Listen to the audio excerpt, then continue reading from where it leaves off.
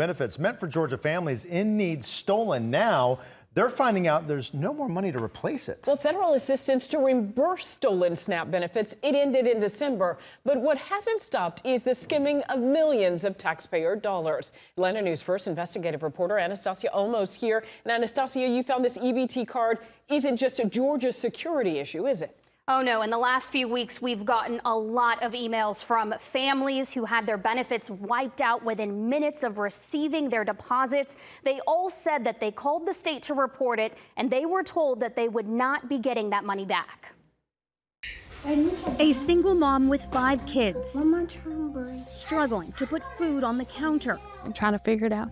And it's just me. I don't have any family here. LaKenya Moore was at the grocery store in Metro Atlanta when she noticed the funds to feed her family for the month were gone. So they knew exactly what was on there. 196, then 198, 194, and they went into, it was none left. 6 transactions in 1 minute and 6 seconds in Pennsylvania, Tampa, and Miami. I've never been to Florida. I've never been to Philadelphia. The money was from her SNAP benefits account. It was exactly $1,111 that they took, the full amount within minutes of it being loaded on there. Moore says she pleaded with the Georgia Department of Human Services to replace the funds, but they told her she missed the deadline. They just said it was nothing they could do. That's because federal reimbursement Congress passed in 2022 amid a rise in skimming ended December 2024. Now the responsibility falls on the state. Kids have no relatives. We're just here.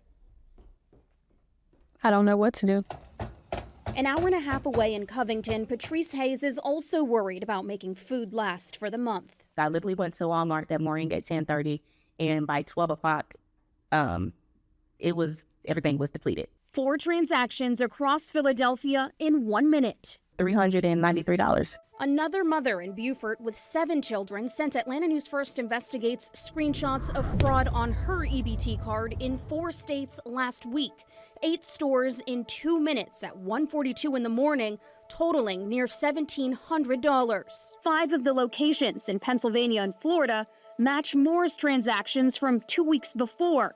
We made some calls and spoke with 2 of the stores in Pennsylvania, a pizza shop and a tobacco store, both saying they are not involved. In fact, they don't accept EBT cards and weren't even open at the time of some of the transactions. The manager at Pottsville Tobacco and Hookah says people keep calling, begging for their money back, and even accusing them of stealing in Google reviews. Sometimes people cried on the phone, and they're really hurting me. And I was like, I'm sorry, I don't know who's doing it, but it's not really the stores.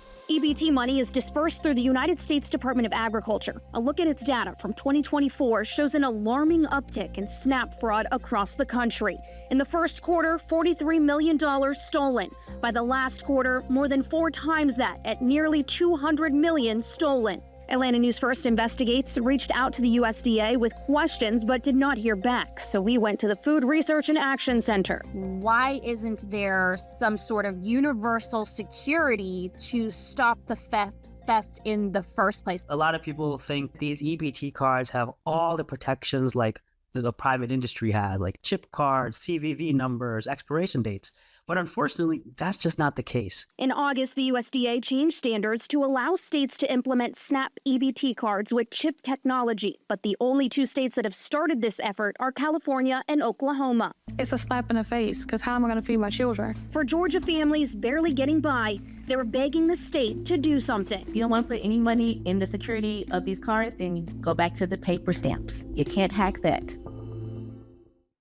Now, in November, the USDA secretary wrote a letter to state governors asking them to start transitioning to these chip cards, stating it was the best way to protect SNAP benefits. The USDA would cover half the cost, but Georgia DHS tells me this card chipping is not yet possible here because most EBT vendors' payment systems don't support these chipped cards. This is awful. And you heard from people like LaKenya say she doesn't know what to do. What should people do? All right, there's a number of things here. DHS says that last month, they and 14 other states, they got this app. They want people to download a mobile app. It allows people to lock and unlock their cards. They're advising people to not only lock their card, but to change their PIN right before their benefit loading date to make sure it has not been hacked. And as for help for these families that need food, their best bet may be going to a local food pantry. Yeah, they need help immediately. Stassi, thank you. All right, guys. Thank you.